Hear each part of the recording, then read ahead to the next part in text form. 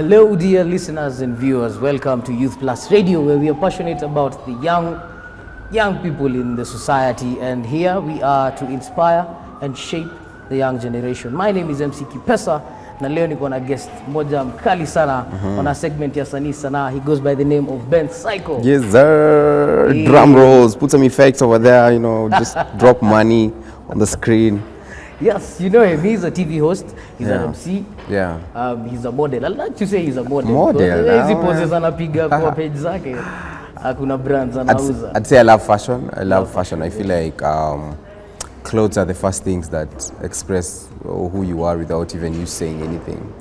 So people express themselves through clothes, and I love expressing myself through outfits as well. Outfits, yeah. Yeah, man. But thank you. Asante sana for having me here, man. So it's good to have you here. Yeah. I'm sure kuna mafans wengi sana wanataka kujua story. I really hope, maze. I hope. Wasiniembarrass hapa hivi. Hapana. Yeah. Hapana. So, Cyco. Yeah. Tell us a bit about yourself, like your background, where you're from, alafu shule kwenye ulienda nini, kama hizo ndo tunataka kujua. Where I'm from, I grew up in a place called Riruta Satellite. Riruta Satellite iko inside za Ungwaro. Ungwaro, actually directly opposite to Ungwaro. So Ungwaro is this side, City is this side. Place naitwa Wanye to be specific, for W. Yes, squeeze inakapoa. Sikuzi kumekuwa na gentrifications, kuna ma 2 bedrooms, keja ni 30k. Lakini wageni, still nilipaka 6k 2 bedroom bro for years, yeah. Alafu senye ilifika 11k maze ilikuwa normal hadi tulihave kuhama. Wait, I'm supposed to speak Swahili or English? Any? Flow. Yeah, so that's why I grew up in Wanye. Went to a school called Joyride Primary. Back then it was called Gishagi Primary School. It was so shady at that time, but so they had to change the name Gishagi to Joyride Primary School. Okay. Now it looks nice. No, pia ni Amawe. That time ilikuwa mabati. When product wa Gishagi Primary School. Mini product wa Gishagi Primary School. Yeah. I went to Gishagi from class 1 all the way to class 7. Class 8 I finished at another school called Amaf Academy. Still in the hood, man. Nice. Then I finished, went to high school, which was Upper Hill School. Your time nilikuwa kachopi. I've always been a nerd kiplani, like napenda information, napenda kujua venye vitu work, Nice. But then at the same time I like entertainment and all that. So I went to Upper Hill. Upper Hill is where I joined the music club. Sang until we finished.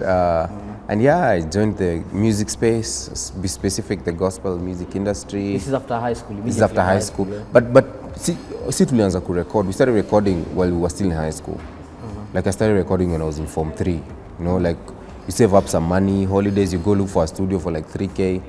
You go there, record. Na release audio yako na to CD na kama unaziuza chuo. And we'd make money. Like imagine ukikam na CD moja unauza roabe, then unauza CD 20. In 4K bro. 4K bro. Shule unatembea na bouncers sasa. You need walimu wana need to report to you na 4K.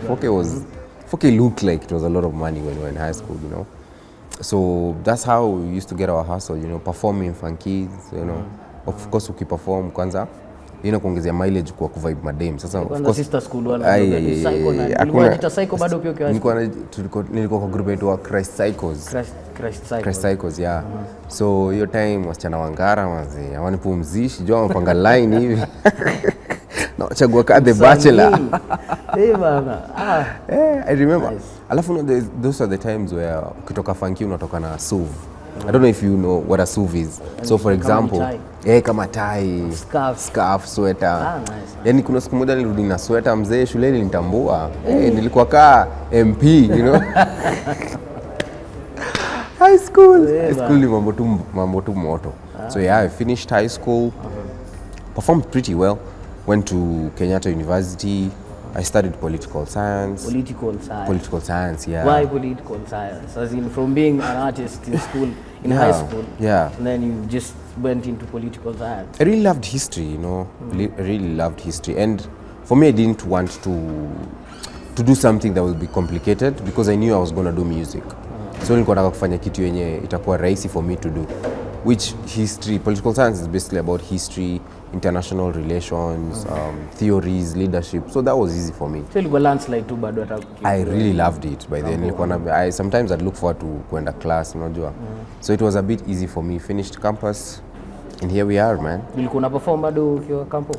Campus unajua performance is not in KU especially hakuna like hizo number 1, number 2, number 3, but of course second class, I got a second class, which was not bad. Yeah. Did you join the drama group in campus? In campus, no. In campus, I didn't do anything because in campus, I'm also doing a lot of music, so I don't have a lot of time. So kama siko chuo, me in fact, kuna time nilikuwa na hata class mob mazee, yani wewe una have kuambiwa mazee kesho kuna cut huko. Ma lecturer wangu wasikuwa na watch site, hebu tu block kwanza. Ndi comedy yani wewe una sasa unajua hiyo time una hustle shows juu Nakuru mazee. Unataka kuomoka. So you have to balance between school and music. Sasa nilikuwa na hata shule tukiwa mahali tuna chill. In fact nilikuwa na hata shule nikiwa mahali na struggle. Bana ko hustle mbaya. So just try and perform, get gigs. Sikuwa na perform anywhere mazi. Mimi perform at the bus station bro. Can't come to me perform mara moja sana. Bora tu kuna sound. Kumbuka there was a radio station. I don't know if I can mention radio stations, but there was a radio station that would put up a show at Kencom.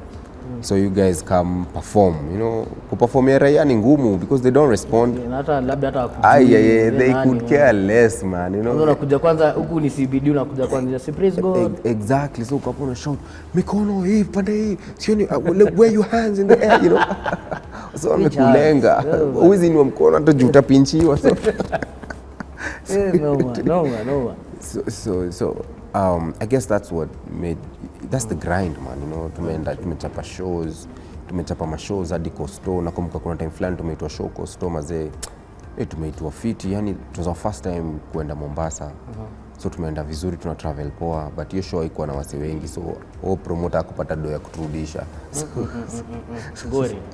Gori mnarudi na mabasi zingine hapo, zile basi za punch, unajua hizo za mizigo, si ndio? Hizo ni parcels zinafaa kuleta Nairobi. Umefinya huko ndani kutoka coast. Noma. But I guess that's life, man. Ni ile grind, lazima. Yeah, it teaches you to respect your hustle, and also when finally when you got the breakthrough, you look back and you're just grateful to God, Okay. Yeah. Okay. The musical journey. Let's talk about that first. Yeah. Because I don't think I'm not sure how the numbers are. Yeah. But when you look at your followers, do many of them know you through your podcast? Yeah. You get to that, or they know you through your music? At this point, I feel like they've balanced out. People know I'm a podcaster and a musician. But it's interesting, there are spaces I'd go to, especially my Mashinani, where people just know me purely as a musician. Like they have no idea I do music, But very few people who know me as a podcaster don't know that I'm a musician. Yes. Yeah, so it's something that really worked very well with both communities, with both sides of the brand. So it's been an interesting thing to have both fans who are both very different, because I find the music is accepted, especially by wase wa kawaida. Leo msee alikuwa ni show song yangu ilikuwa inachezwa kwa it's a vernacular station. I'm sure people who are listening to it, they don't even know what a podcast is, And then also you'll have the podcast being played at, the podcast now mostly attracts a lot of high-end people who, mababi in short. So it's a good balance, and I'm grateful to God for it, man. That's nice. So in 3 words though, in 3 words, can you describe your journey? Hard but fulfilling. Hard, fulfilling, and rewarding. Hard, fulfilling, and rewarding. Yeah, and rewarding, yeah. So by rewarding tunaenda kwa kaching ama? No, not really money. At first nilikuwa nadhani money is everything. But rewarding is also seeing the impact of your works, I've performed so many schools. So many, and this is because I started performing in high schools immediately after high school. So I meet some people who tell me, you came to our school when I was still in Form 1 and now they are working, and I'm like, are you saying how I'm old, old. So and some of them get inspired by the work you've done. Some of them say maybe they give their lives to Christ because of someone you preached. Seeing the songs, let me give you an example. the other day somebody tagged me on Instagram. They were doing musical therapy for, I think, their relative, for somebody who had cerebral palsy. So for the patient to recover, alikuwa anafundishwa my song Tawala. So anaambiwa aimbe Tawala, and they started loving it, so they started improving as a result of kuimba. So senyumse naikuwa Tawala too. It was actually 2 of my songs, you know. And for somebody to post for you such a thing, man, it's you know, it's something that money really can't buy. Yes, it can. Money can't that buy. feeling itself. Money can't buy. Or also, because we do something with the podcast where we do mentorship for a lot of people, and you see people you've mentored just grow up to have their own companies and all. It's such a rewarding feeling. It's not necessarily money. Money is good, but I think the fulfillment comes from seeing the impact first. Okay. Now let's move to the podcast. Yeah. We've heard about the music and now there's the podcast. It's my understanding that you have a company called Cyco Hub. Cyco Hub, yes. Cyco Hub. Cyco Hub has how many shows do you have under Cyco Hub? So what we do, Cyco Hub is a company I created. So my music is under the Cyco Hub. So that's the company. So even the podcast that I used to do called Cyco Podcast is under Cyco Hub. And also we do podcast production. We've done a couple of projects with other people, like we did one last year with Microsoft, where we help organizations set up their own podcasts. Or like registered organizations, like big companies? Yeah, so we do podcast production, basically. Podcast production. Yeah, so that's one of the things we do. I do with the Cyco Hub, but then now under Cyco Hub, there's also the musical element to it. And this is because eventually I wanted to grow into a mentorship hub where I'm having people come under the umbrella. Then you train them how to be good podcasters, to be great musicians, show them the tips, record. I would also want to have like a studio where people now come and record, like own the whole factor of production so that it becomes seamless. So when you have, let's say, an artist, you can be able to record for them, you can be able to shoot for them, you can be able to push them without necessarily having to outsource, because outsourcing is expensive, you know. Yes. So that's a future plan that we have with the Cyco Hub. So bado haijaanza? No, Cyco Hub is up and running. No, the Cyco Hub, the mentorship hub. The mentorship at Cyco Hub has not started, but now interesting, we do also mentorship at the Joyride podcast. So what we do is, I don't know if you've checked out, we do campus tours.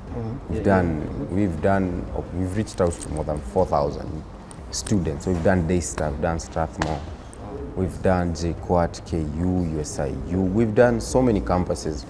So what we do in these campuses is that we create workshops where we train people on how to develop skills in the digital space, because that's where we work.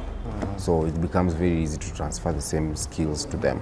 But now maybe eventually we are hoping now to have like a permanent space where people can come, we train them for real, and even give them like some sort of accreditation, maybe certificate or even a diploma in future, you know.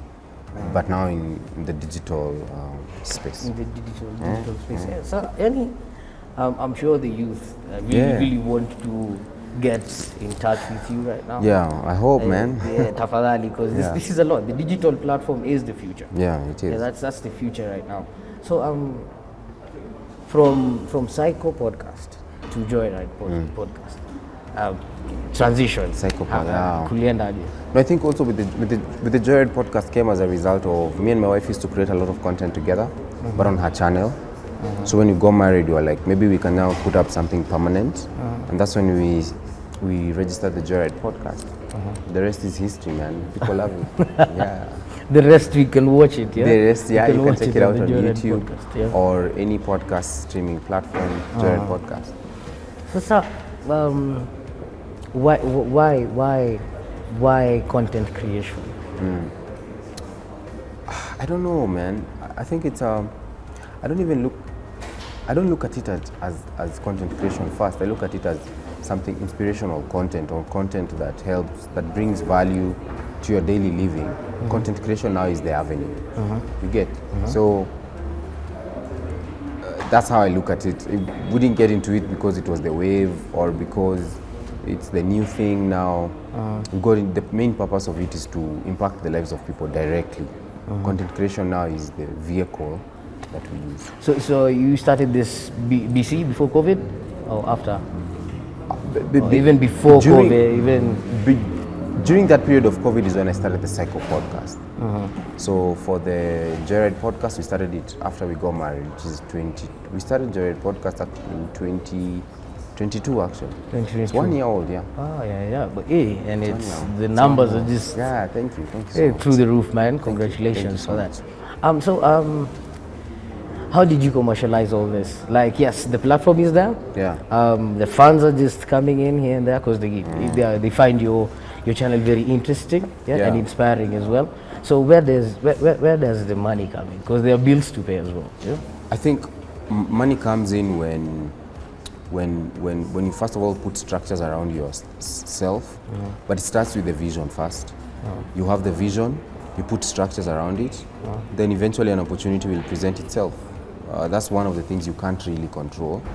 But once the opportunity aligns itself, it should find you ready. So for example, unapata kwa podcast, when now we started getting numbers, when we did the campus tours, we already had a team. We already had structures, even before we had money, you know? Or even, because I remember how we started the podcast, we put in all our savings to it after we got married. So we just paid rent for like 6 months.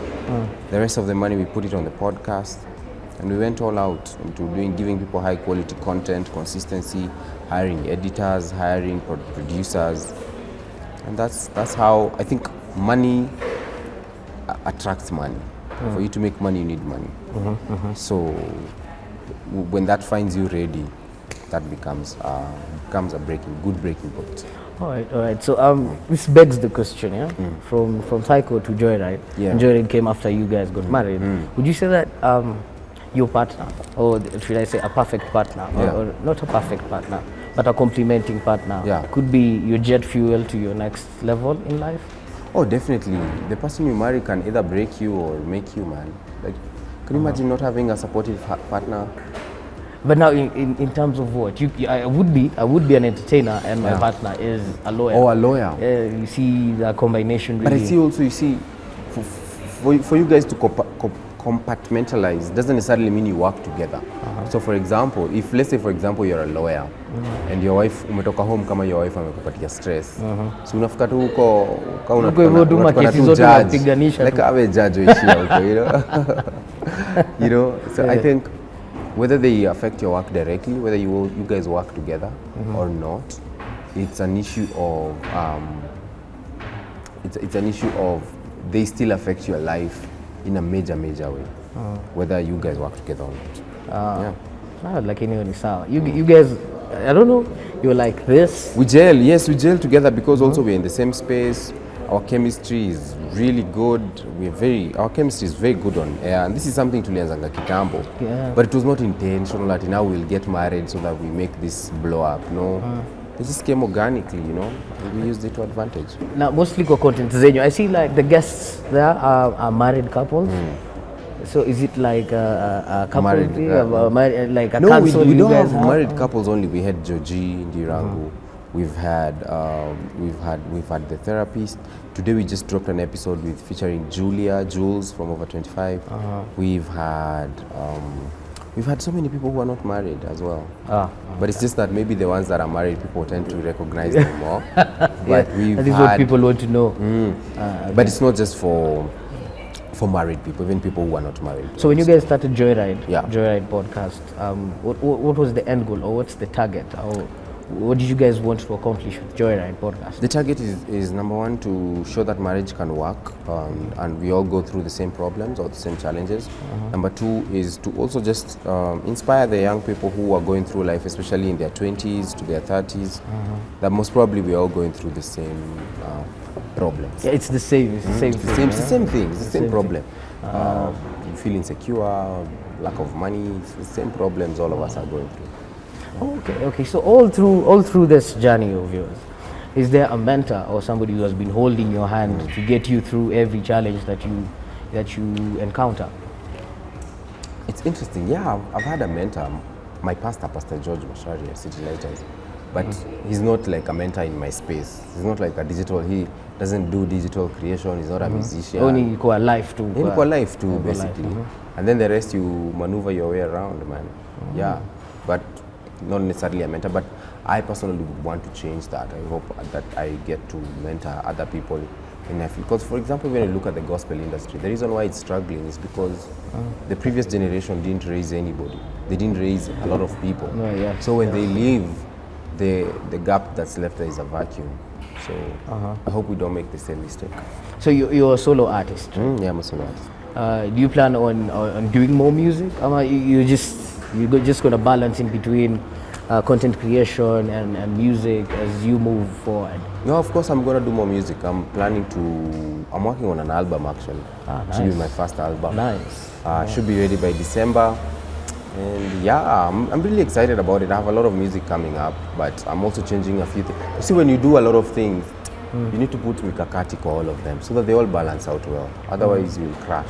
Okay, true. You find that there's one you're not doing well. So I think I've aligned podcast, I've aligned TV shows, I've aligned everything. Music is the only one that was remaining with a few things, and now we're almost at 100%. And it's gonna be non-stop now. Alright, that's nice. That's nice. Wale mafans wako wa muziki najua. Hatuwezi waacha wazee.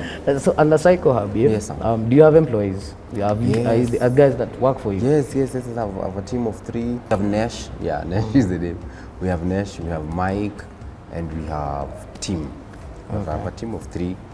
But I'm looking forward to like expanding it to become like something bigger so that the impact is even bigger, and also we just move away also from Nairobi, take this to Kisumu, Nakuru, other countries as well, because I feel like God ametupatia favor in Kenya to be we lead the spaces in digital, so we can easily spread this across the region. Yeah man. Unajua sijui kama fans wako wanajua, lakini Cyco here is a jack of many trades. Yeah, but I'm sure everybody just has a piece of the cake where they feel it's sufficient for them. Yeah. But you come in as a whole package. Yeah. Yeah. So do you still do like events, solo events as Ben Cyco? You move as a company everywhere that you go? No, currently we've been focusing mostly on Joyride. Because there's a Joyride ndio tulianza 2 events last year. So it was, I feel like we needed to establish it first and have our own consistent events before we start our own. But eventually in future I'll be doing my own events, maybe like men only events. We need those. Wajiru can do women only events. You know, for a main event, tuna madem, tuna siasa, tunaongea tu yani. Sex hakuna mtu anisonga. Alafu tutaongea. Majamaa tu wakam. We speak out our hearts and all that stuff. So probably in future, definitely in future, not even probably. That's one of the things that I'll do. That would be really good. Yeah. And especially with the following that you have and the connections that you are working on. I've already had before. That would be really nice for everyone. Yeah, that's something we definitely work on. So kidogo challenges maybe that you've encountered. Zile zenye unakumbukaga tu yani unajua. Yeah. Hii siku ile. No, I just wish like institutions in Kenya would see the creative space as a serious industry so that we can get loans, you know. You know, can you imagine if like a creator can get a loan from a bank to start their own channel or podcast? That would make a lot of sense, you know. It would. Like now the problem is the bank cannot really tell how they're going to get their money back. But you see, is there a way? So that now needs to be streamlined by Gava, for example. Gava needs to have budgets allocated to boost that space. You see, even the tea industry is boosted for it to bring back money. Yes. The tourism industry is boosted. We invest money in advertising it. We invest money in ensuring that there's good security in the places that tourists will go. It's a full ecosystem. Tourists akitoka kwa airport, apande hiyo gari. It's a well-oiled machine. There's a system. So I feel like in Kenya the creative industry is still not taken so seriously. You know, for example, even things like MCSK or royalties. It should not be a debate. You know, that you should pay people what they are worth. You know, make it low, make it standard. You'll start seeing people earning money from it. Sports, for example. hoods should not lack football pitches. That should be like a government initiative, you know. And then now you start noticing talent from Kibra, from Seti, from Buru, from Umo. Now when you have like finals at Kasarani, and you bring them together, it's the whole country going there because people are going to support their hoods, you know. And now, of course, sponsors will want to come on board at that point because they are people. And then Gava can also chime in some money. But now our money goes to waste. People steal all of it. People steal money in sports. People steal money in creative arts. Without the support of... we lay a budget aside for it will be stolen. So, without the support of government, you can't do much. Government is... Everything starts and stops with government. It's the... People think... You know, I see people say, oh, they don't follow up on politics. Everything starts and stops with politics. That's one of the things we are taught even at political science. The politics determines your life. Your knowledge on political science has really helped in this journey of yours. I think it has. Did you apply it? Have you applied it, or are you still applying it?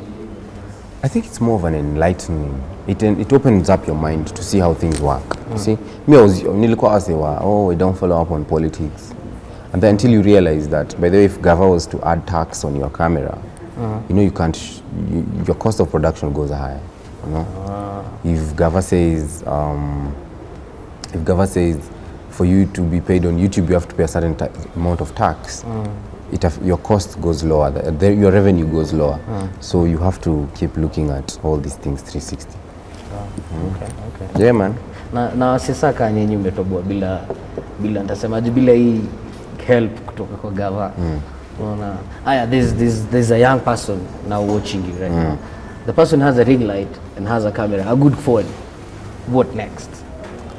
It's the same thing I told you. Content creation is just a vehicle. You need to have an original video, an original vision for your life, and what you want. So, for example, juzi nilicheki a mechanic on TikTok who just teaches people how to fix their simple cars, you know, air filter. Na ni make tu wako inda. Na alikuwa anaidu na kasimu hata si simu clear sana. And then people all of a sudden have really loved that content. So his original vision is to teach people what he does. So you need to have a vision as well. You need to have a purpose why you want to do it. So you don't need to be an entertainer. You don't need to be funny. No. You don't need to be like goofy. No, the space right now has opened up for so many people. If you're a plumber, show me how to fix such things, you know. If you are an electrician, and that's why TikTok is there, you know. Especially when you work on handy skills, you know. Even cleaning. Like, you know, those cleaning videos get so many views globally, you know. So it's really, you have to have a certain end goal that you want to achieve before you even start. You can't start because you want to trend. You won't. Exactly. You want to be sustainable. Yeah. But it's really about what you have, what your skill is, what your gift is, and then trending comes. Like come over make, I don't think I'll come a plan to trend. No. But now people love him. Yeah. Nice. So Ben, I don't know. Do you inspire someone today? I want you to do not preach. Do not share the word right now. I want you to inspire someone. I mean, just keep pushing, especially if you're in your early 20s. Do as many things as possible until you find your space. You know. This is the time where you try out everything. Eventually, moja itajipa tu. Anything, you know. Don't wait for that specific thing that maybe you studied for, or that thing that you have a vision for in your mind. But just try as many things as possible. One of them will have to pay off eventually. Yes. Eventually. Okay. Cyco. Yeah. Jina ndo jina lako kweli? No. My name is Ben Kariuki. Bernard Kariuki. Mundu wa nyoba. Yeah, bana. Muranga Mafia. Next month, Kenya Kingpin. Yeah. Sasa, hii ndo swali wasi wengi wanataka kujua pesa kutoka wapi. Like wewe umesema muziki, ulienda kwanza ukasave pocket money hapa na pale, ukaingia studio. Kwenye mko wangapi leo? Tulikuwa watatu, si za kapasi, so tulikuwa wawili. Mko wawili. Wewe ndo first born, yeah. Ndio maana biashara tu pesa. Lazima ukue on your grind mazee. Noma. Nice. So high school, ulianza kusave pocket money, you go to the studio, record, you come back. Make money, CDs. Yeah. So hiyo ni business. Sasa after high school ukaanza shows. You made money still from that. Ukiwa shule bado ukiwa kampo not. Sasa after shule ndio hizi equipment zenye zote zenye unaekelea kwa studio hapa. I've looked them up and they're not cheap. It's not kidogo money. Yeah. It's not kidogo money. So where do you get this money from? Are you employed? No, at that point you get money from as many sources as possible. You save up whatever money you have. We also got some capital from shows. So zingine when people now start noticing your music, unaanza to get gigs. Ukilipo una invest your dough. Yeah, such spaces. I think, but also I don't think the goal should be to make money. The goal is to find your vision and to add value to yourself. Then money comes because money follows value. So if you live life just trying to make money, I think you're looking slavery. at it. Yeah, you're looking at it backwards. Because money is not chased; it's attracted. It's attracted, yeah. Yeah, so there are things you do to yourself that attract money. You know, and mostly it's investing in yourself, in your skill. If you're a software developer, you know, the more skilled you are, the more money people will pay you. If you at a dero mat, for example, if kwa your route you polish your skill for a lot of time, and you become the best driver in that route, people will have to pay you the amount you ask them. Manyanga kitokea lazima afike bei. Lazima. People au madero upochiwa. You even poached from me route kama uishi kwa hii route. You get this because kuna value fulani create. I think that's how we need to look at life. So msena try to kuanza na life, the main idea is to add as much value as possible to yourself. That's why we even go to school, so that we get degrees, so that we get masters, PhDs, so that we can add value. Yeah, man. Let's say this. There's a parent watching us right now. Na mzazi amecheki ulifanya political science in kampo na anataka mtoto wake akitoka shule anamwambia unaona Ben bana. Nini? Kijana mdogo tu hapa. Sasa mzazi unaweza advise aje, why your parents supportive in everything that you're doing? Ama kuna time you guys rub shoulders kidogo? Of course they were not understanding at first because it's the arts, and I've told you like arts Kenya bado ndio sasa wanaanza ku respect, but if you keep showing your folks you're committed at something, they will support you eventually. Yeah, they will. Or maybe when you buy them their first, maybe we'll buy the first TV in the house, wanaanza kuona okay hii kitu inaanza kujipa, you know. You're starting to, if you just show some sense of responsibility, they will definitely buy into it. Yeah. As we conclude, yes, sir. So what's next for Ben Cyco? What's next is that I'm looking to establish a strong mentorship program so that we can just raise people. I give them these skills. I've learned so much, and I'd want to teach as many people as possible. Not just do it in Nairobi, but across the country, because I feel like a lot of us also we do this in Nairobi. We forget that there's Nakuru, there's Kakamega, there's Vihiga, there's Makueni, Machakos. Pia wanaweza fikiwa. And you see the digital space imefanya the ground ikakuwa level for anyone across the world. Yeah? So my goal is to establish a very strong mentorship program, have it as a curriculum, and train it across the country. That's nice. That's really nice. Thank you so much, sir. So Ben Cyco, yes, sir. It's been an honor having you. Thanks, bro. Thank you. Thank you, man. I'm sure kuna wasio kuna maswali mingi sana. Wazitupe man. Wazitupe. Nitakwenda pay bill hapa hivi pia. Pay bill. Muhimu sana. So for first time viewer, maybe you can tell them where to find you and where they can find everything about you. Okay. You can follow me at Ben Cyco on Instagram, on Twitter Ben_Cyco, on Facebook Ben Cyco, on YouTube Ben Cyco, and subscribe to the Joyride podcast as well. Yeah. That's nice. Thanks so much, bro. Kazi safi sana bro. Asante. So there you have it, ladies and gentlemen, to our listeners and viewers. That has been Ben Cyco for you. You heard it here first, so make sure you subscribe, comment and share. Tafadhali hizo maswali zote mko nazo, leave them down there. So till next time, keep it here guys.